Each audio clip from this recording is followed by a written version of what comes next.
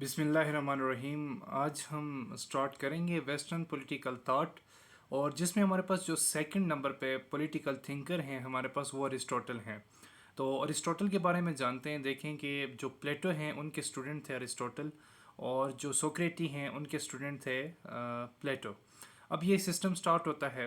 Aristotle जो हैं इनके जो दौर था वो भी एक लॉलेस डेमोक्रेसी का दौर था, और उस वक्त सेल्फिश ओलिगार्ची थी। मींस कि उस वक्त डेमोक्रेसी रिस्टोर तो हो चुकी थी, लेकिन वो डेमोक्रेसी जो थी वो बुराए नाम की डेमोक्रेसी थी। वहाँ पर चंद लोग गवर्नमेंट करते थे, और जो मुल्क के हालात थे वो बेहतर नहीं थे, लॉलेसनेस थी। और बहुत सारी जो हैं वो एथेंस जो है वो तकरीबन तबाह होने के करीब था। तो ये सारी चीज़ें देख कर जो अरिस्टोटल हैं उन्होंने अपना जो फ़िलासफ़ी है इसमें काम स्टार्ट किया। तो अरिस्टोटल के बारे में स्टार्ट करते हैं। सबसे पहले इंट्रोडक्शन है। तो ही was also a Greek philosopher and scientist. उसके बाद सेकंड जो अरिस्टोटल हैं इनके फादर जो थे वो एक फिजिशियन थे, और मेडिसोनिया किंग के जो किंग हैं उनके लिए वो काम करते थे। उसके बाद ग्रेटेस्ट थिंकर थे in politics, psychology and ethics, और he was also known as the founder of political science.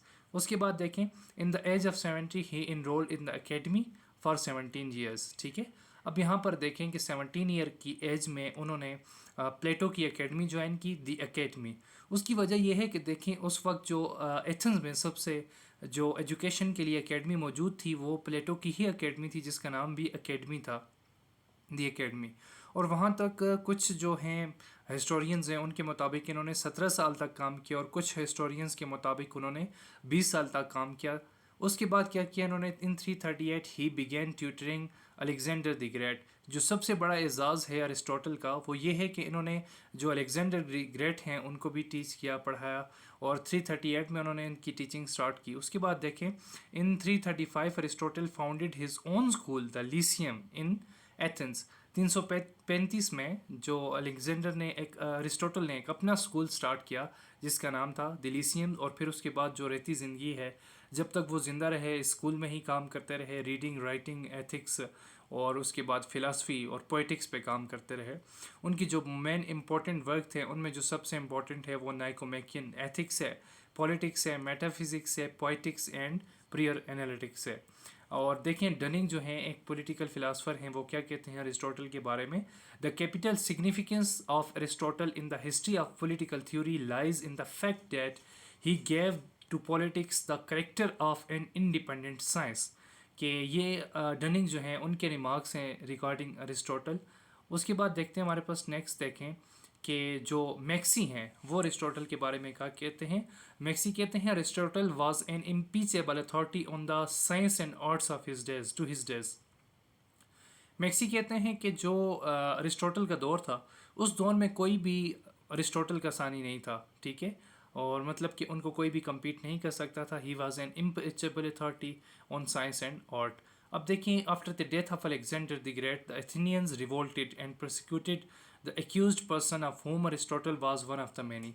जब अलेक्जेंडर द ग्रेट की डेथ हुई तो उसकी डेथ के बाद जो एथेनियंस हैं उन्होंने बहुत सारे लोगों की प्रोसिक्यूशन स्टार्ट कर दी, जो कि ख़ास तौर पे अलेक्जेंडर के साथ थे।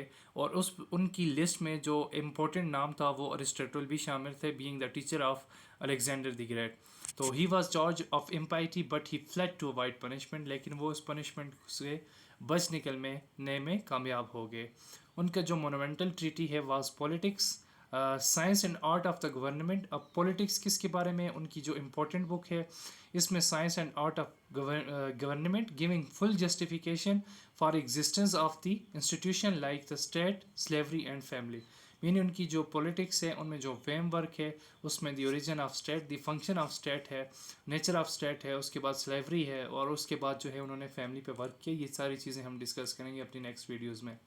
अब जिलेस हैं ये जो क्या क्या कहते हैं अरिस्टोटल के बारे में, the politics of Aristotle is a richest treasure that comes down to us from the antiquity.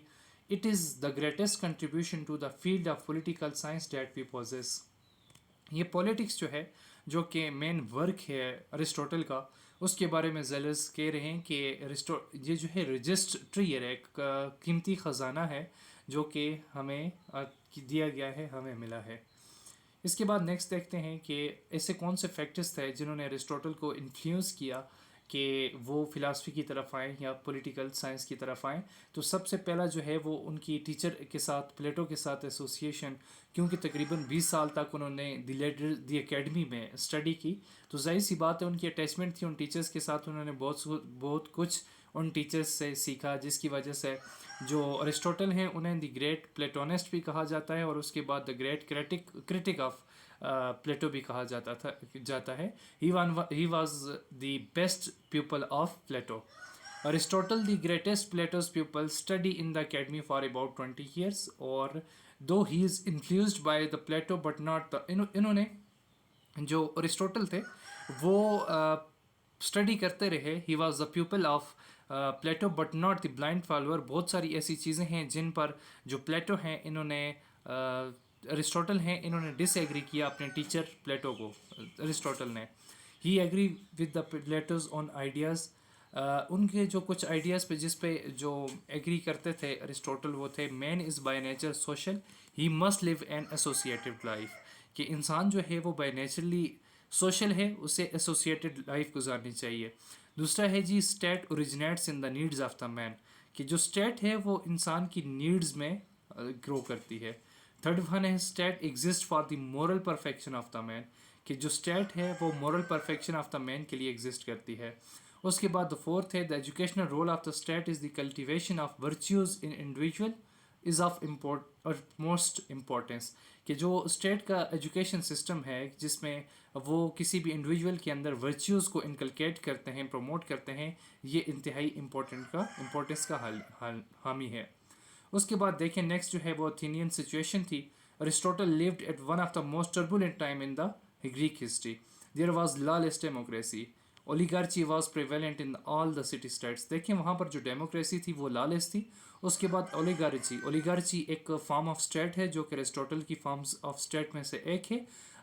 ओलिगार्ची जो है वो कहते हैं जी कि some government by the some corrupt people. Okay, तो ये सारी चीज़ें थी कि जिसकी वजह से अरिस्टोटल जो हैं वो इन्फ्लुएंस थे for the his philosophy.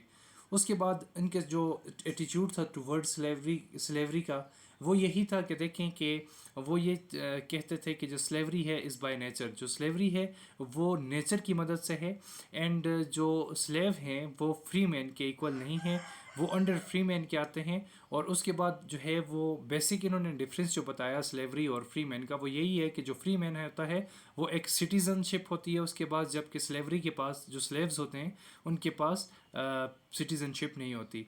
Influence of personal experience, अब देखें कुछ पर्सनल एक्सपीरियंस का इन्फ्लुएंस था। फॉर एग्जांपल जो प्लेटो थे उन्होंने कम्युनिज्म ऑफ वाइफ और कम्युनिज्म ऑफ प्रॉपर्टी का जो थ्योरी दी थी, उनमें कुछ हद तक जो अरिस्टोटल हैं वो उसको फॉलो भी करते थे और काफ़ी हद तक उसको डिसएग्री भी करते थे।